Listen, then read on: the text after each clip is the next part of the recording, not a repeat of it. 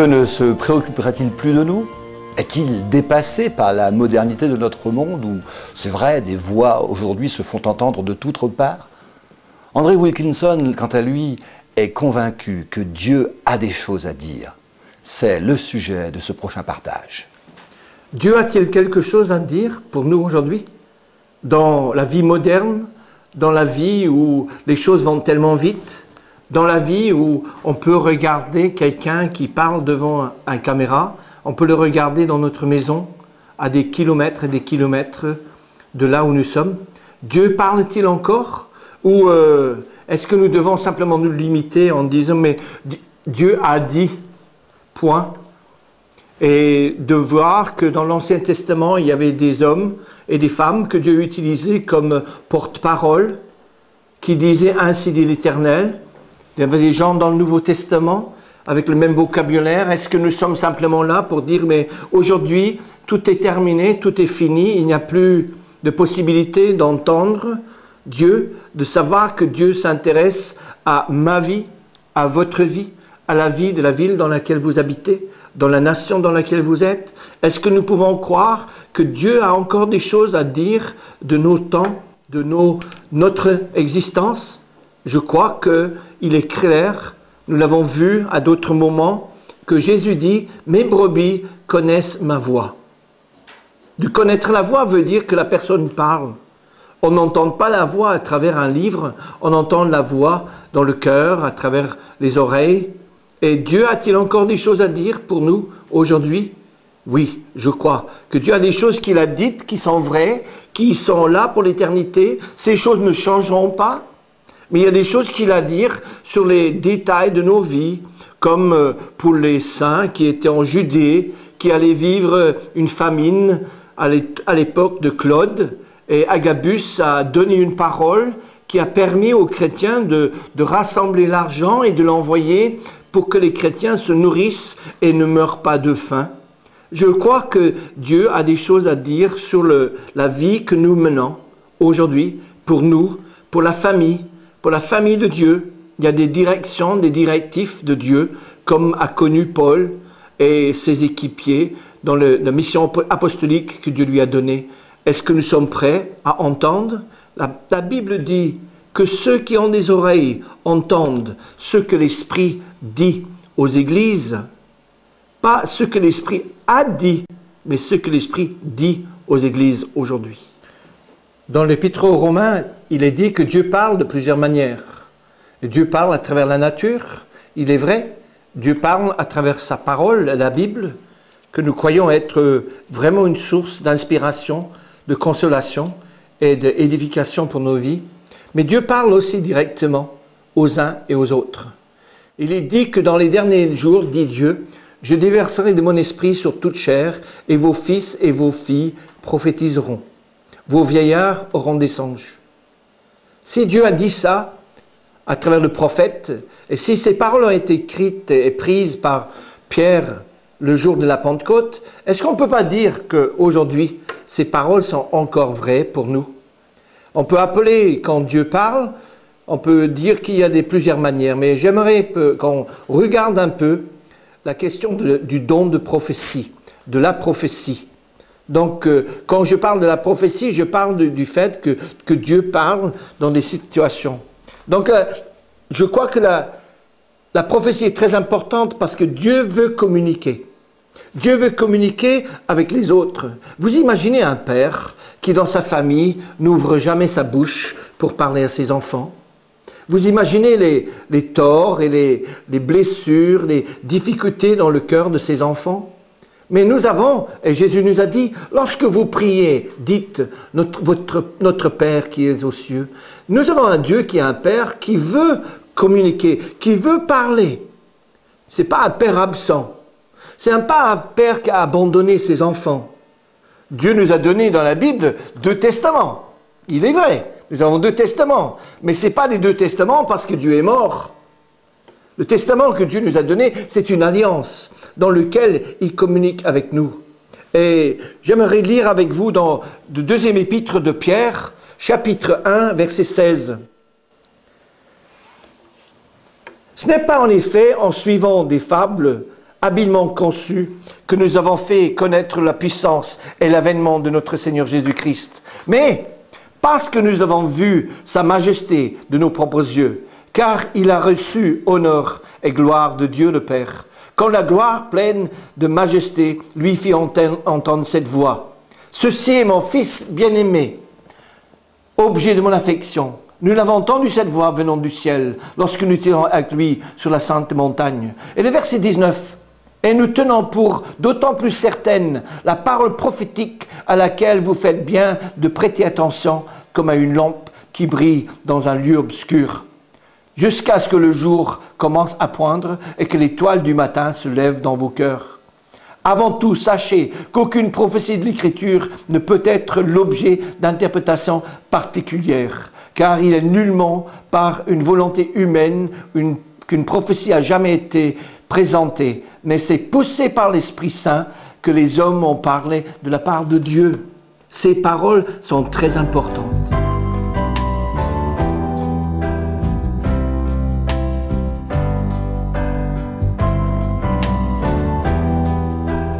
Dans la parole de Dieu, nous savons que la prophétie a une importance. Et nous devons prendre la parole de Dieu comme fondement, comme manière de gérer, manière de contrôler, manière d'évaluer les paroles qui sont données. Il y a des choses que Dieu a données à travers des hommes et des femmes de Dieu pour aider, et nous verrons ça plus tard, mais nous avons la Bible qui doit être comme un filtre pour nous, pour ce qui est proclamé comme étant prophétie. Si nous connaissons la vérité, dit Jésus, nous serons affranchis. Et si nous ne connaissons pas la vérité, quand l'erreur vient, nous serons moins capables de discerner l'erreur. Quand vous avez une connaissance des vrais billets de banque, comme quelqu'un que j'ai rencontré une fois qui travaillait à la Banque de France, il disait, il pouvait trouver des faux billets. Et j'ai dit, mais comment tu fais? Est-ce que tu as étudié les faux billets? Il dit, non, jamais, mais je connais les vrais. Et quand nous connaissons des vrais, nous pouvons discerner beaucoup plus facilement les faux. C'est pourquoi il est très important que nous ayons une connaissance toujours en s'approfondissant et en s'élargissant de la Bible, la parole de Dieu. Mais la prophétie et les passages qui nous sont donnés pour la prophétie dans le Nouveau Testament surtout, dépendent du contexte dans lequel ces choses ont été écrites. Et nous savons que Paul, quand il a écrit aux Corinthiens, et c'est surtout dans l'épître aux Corinthiens, sauf que nous trouvons aussi dans le livre des Actes des Apôtres et aussi dans les évangiles, nous trouvons des prophéties. Mais dans le livre aux Corinthiens, Paul a écrit et averti parce qu'il y avait des abus. Et il y avait des choses qui étaient faites. Et Paul disait à l'église de Corinthe, il ne vous manque aucun don, aucun des charismes. Vous avez tout. Vous trouvez ça dans le premier chapitre de 1 Corinthiens. Mais quand il arrive dans les chapitres 11, 12, 13 et 14, Paul parle dans le contexte de rassemblement du peuple de Dieu. Donc les enseignements que nous avons sur le don de prophétie, comment l'utiliser, comment l'évaluer, sont dans le contexte du rassemblement du peuple de Dieu. Dans les temps où les chrétiens sont ensemble pour louer Dieu, pour adorer Dieu, pour célébrer la scène, pour avoir des temps de communion fraternelle. Donc nous n'avons pas une panoplie de compréhension de comment utiliser ces dons, comment gérer ces dons. Mais ces passages dans 1 Corinthiens nous donnent des choses qui donnent la certitude que Dieu parle encore aujourd'hui à travers la prophétie. Mais est-ce que Dieu peut vous utiliser pour prophétiser? Est-ce que la prophétie peut venir à travers votre bouche, à travers votre personne?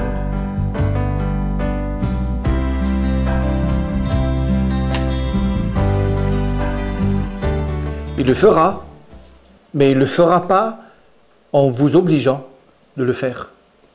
Il faut que notre volonté soit soumise à la volonté de Dieu pour que la parole de Dieu passe à travers nous. Dieu n'est pas simplement celui qui propose, Dieu est celui qui intervient et qui nous aide.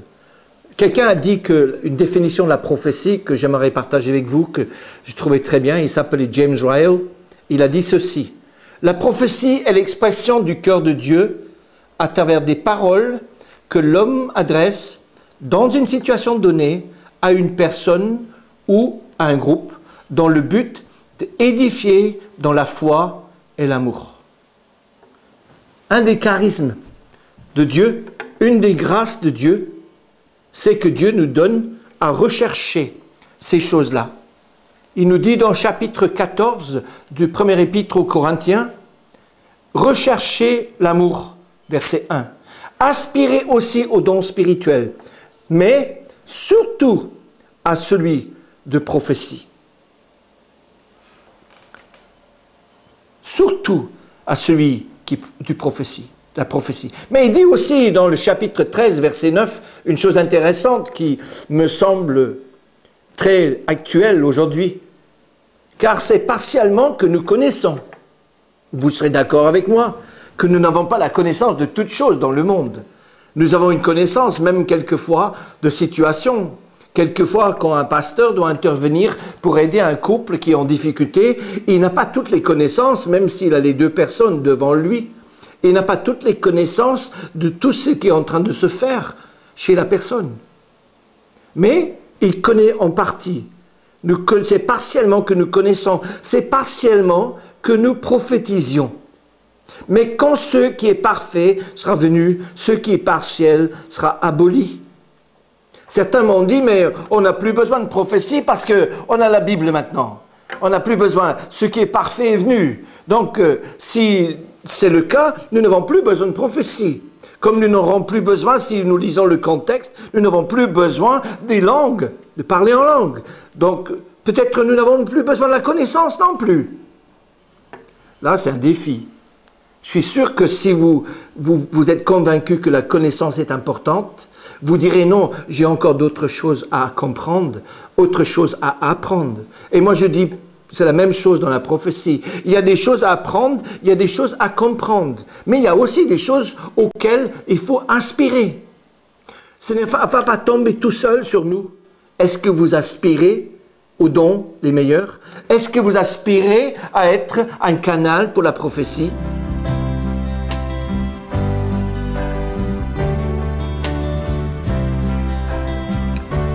Comme nous avons déjà remarqué, la prophétie dans le livre aux Corinthiens est dans un contexte de rassemblement du peuple de Dieu. Et Paul dit dans le chapitre 12 que à chacun, la manifestation de l'Esprit est donnée pour l'utilité commune. Si Dieu donne une parole de prophétie à travers quelqu'un ou pour quelqu'un, cette parole est là pour être utile. Cette parole est là pour être la manifestation de l'Esprit. Et c'est quoi la manifestation de l'Esprit? Moi je dirais, c'est le rendre visible de l'Esprit. Vous offrir un bouquet de fleurs à votre conjoint. Qu'est-ce que vous êtes en train de faire? Vous êtes en train de manifester l'amour, l'affection que vous avez pour cette personne. Les fleurs sont des fleurs. Mais c'est une manifestation, c'est un rendre visible de votre affection pour cette personne. Et Dieu a donné des dons qui sont des manifestations de la présence de l'Esprit Saint. Et il dit que ça, c'est peut-être donné à chacun. La manifestation est donnée. Donc, nous pouvons voir dans ce passage, dans 1 Corinthiens, que les paroles prophétiques sont là pour aider le peuple de Dieu. Mais qu'est-ce que ça veut dire, aider le peuple de Dieu? La prophétie dans 1 Corinthiens chapitre 14, il est clair, il dit ceci. Celui qui parle en langue ne parle pas aux hommes, mais à Dieu, car personne ne le comprend. Et c'est ton esprit qui dit les mystères. Celui qui prophétise, au contraire, il parle aux hommes, il les édifie, les exhorte, les console. Celui qui parle en langue s'édifie lui-même.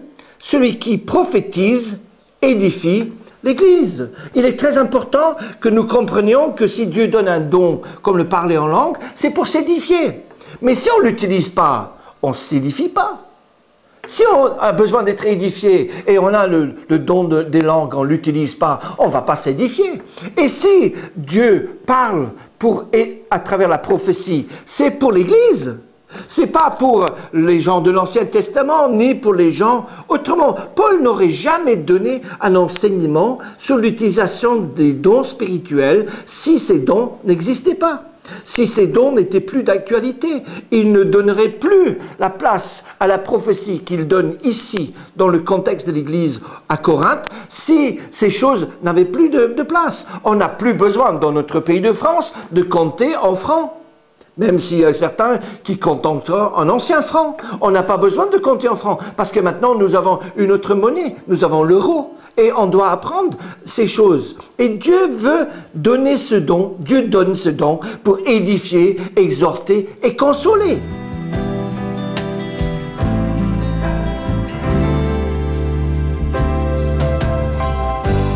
Et pourquoi vous direz, mais c'est pas pour moi ça. Ça c'est pour les autres, c'est pas pour moi. Paul dit dans le verset 5, je veux que vous parlez tous en langue. Déjà ça, c'est pas mal comme volonté pour les autres. Mais je veux encore plus que vous prophétisiez. Celui qui prophétise est plus grand que celui qui parle en langue, à moins que ce dernier n'interprète, pour que l'Église en reçoive l'édification. Le but, le projet des dons spirituels, c'est pour l'édification du corps du Christ, exactement comme pour les ministères. Les ministères ne sont pas là pour se servir du corps, mais sont là pour servir le corps et édifier. Et le don n'est pas donné pour qu'on s'enfle d'orgueil et qu'on soit « regarde, c'est moi qui parle », mais pour édifier l'Église. Donc, il donne ces trois dimensions à la prophétie, dans le verset 3. Il dit, celui qui parle en prophétie, il parle aux hommes, il les édifie. Qu'est-ce que ça veut dire d'édifier quelque chose? Mais on voit un bâtiment, on peut édifier un bâtiment, on peut construire un bâtiment. Vous savez, il faut plus de temps pour construire un bâtiment que pour détruire un bâtiment. Et la même chose pour une personne, il faut plus de temps pour construire une personne que pour détruire. On peut détruire des gens avec quelques mots. Mais pour les édifier, pour les construire, il faut du temps. Et pour construire le corps du Christ, Jésus a dit, « Je bâtirai mon Église, hein, et les portes de l'enfer ne prévaudront point contre elle. » Le chef du chantier de construction de l'Église, c'est Jésus. C'est lui qui est à la tête. C'est lui qui donne des directives. Et il donne des directives pour édifier. Le mot là, c'est vraiment le mot construire. Et deuxièmement, il les exhorte. Qu'est-ce que ça veut dire? Le mot en grec, c'est le mot paraklésis. Ça ne vous rappelle pas quelqu'un qu'on appelle, Jésus appelle dans le livre de Jean, le paraclète, celui qui vient, qui est appelé pour, il est venu pour être là. Nous ne sommes pas seuls. Dieu exhorte et Dieu nous donne la possibilité d'aider, de venir aider les autres. Et la consolation, les consolations, c'est quoi? De consoler. Le mot là, c'est paramutia. C'est de parler près de quelqu'un. C'est d'être très près. C'est très difficile de essayer. Moi, j'ai du mal à consoler quelqu'un par téléphone. Quand un enfant tombe par terre, qu'est-ce qu'on fait? On vient, on prend l'enfant dans ses bras pour le consoler en disant « Non, mais là, je suis là avec toi. » Et Dieu, par la prophétie, dit à son peuple « Moi, je suis là avec toi. »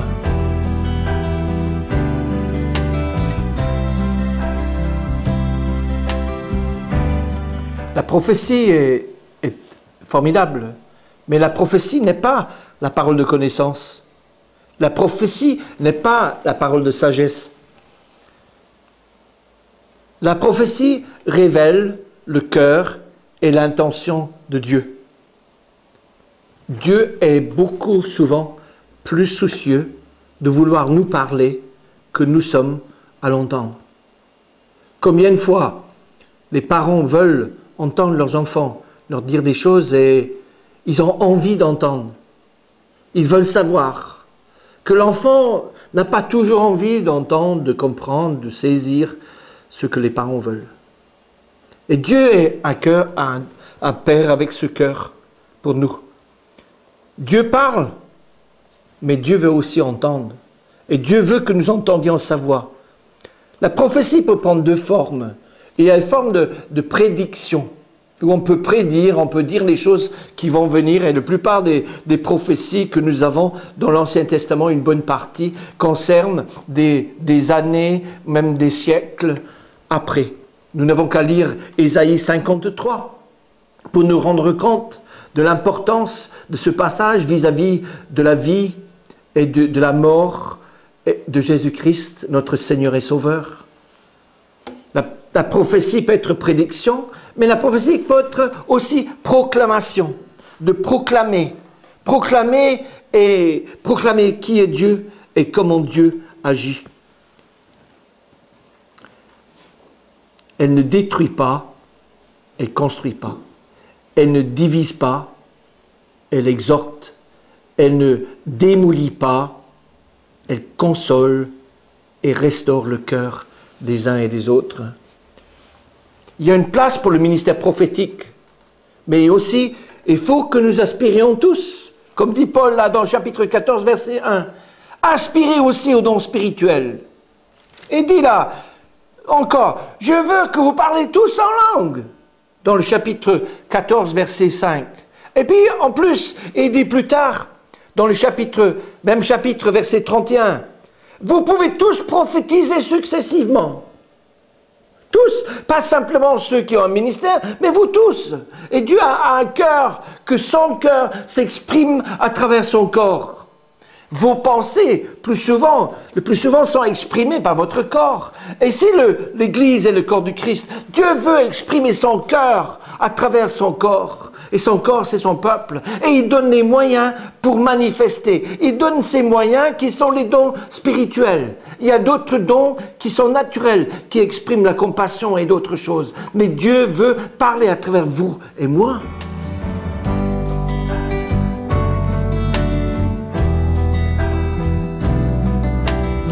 Beaucoup peuvent dire, mais je ne suis pas prophète, donc je ne peux pas prophétiser. Mais je vous pose la question. Est-ce que vous êtes évangéliste? Si vous dites non, je ne suis pas un évangéliste, est-ce que ça vous empêche d'évangéliser? Vous devez évangéliser. Paul dit dans un de ses épîtres, malheur à moi si je n'évangélise pas. Un chrétien qui n'évangélise pas n'est pas en obéissance au commandement que Jésus a donné dans Matthieu 28. Mais ce n'est pas parce qu'on évangélise qu'on est évangéliste. Et ce n'est pas parce qu'on prophétise qu'on devient prophète. Dieu est celui qui donne des dons. Dieu est celui qui donne des ministères. Ne me dites pas, non, je ne suis pas prophète, donc je ne peux pas prophétiser. Paul dit, et il n'amène pas les gens dans une frustration. Est-ce que vous croyez vraiment que Dieu veut que nous soyons frustrés? Il a dit, aspirez aux dons spirituels. Dieu ne veut pas dire, mais écoute, ces choses n'existent pas, mais aspirez quand même, peut-être ils vont venir. Faites de la pensée positive et ces choses vont arriver. Non, si Dieu dit aspirez aux dons, c'est parce que ces choses existent. Mais maintenant, vous allez me dire, oui, mais c'est beau ça, mais comment faire? Oui, c'est ça, comment faire? Je ne sais pas si vous avez jamais acheté un téléphone portable ou même un meuble ou un ordinateur, quelque chose, et il y a un mode d'emploi qui est nécessaire pour savoir comment l'utiliser. Le danger, c'est que nous pouvons avoir une chose, mais si nous ne faisons pas attention au mode d'emploi, nous aurons avoir du mal à gérer, et à utiliser, à bénéficier totalement de cette affaire. Mais pour moi, les dons spirituels, pour moi, le don de prophétie est très simple. C'est Dieu qui parle à travers un être à une de ses créatures. Mais pour le mode d'emploi, vous savez, plus les choses sont simples, plus c'est difficile à les faire. Il est plus difficile d'écrire des livres pour des enfants que d'écrire des livres pour des adultes. Il est plus difficile à faire des choses simples parce que dans la simplicité, on est obligé de venir à la source. Je vous pose la question. Est-ce que vous connaissez le mode d'emploi? On aura l'occasion de voir ça et de parler de comment utiliser, comment bénéficier de ces dons qui sont pour l'utilité commune, afin que vous et moi, nous soyons édifiés et pas détruits, pas désemparés, pas aigres, mais édifiés, consolés dans le Seigneur.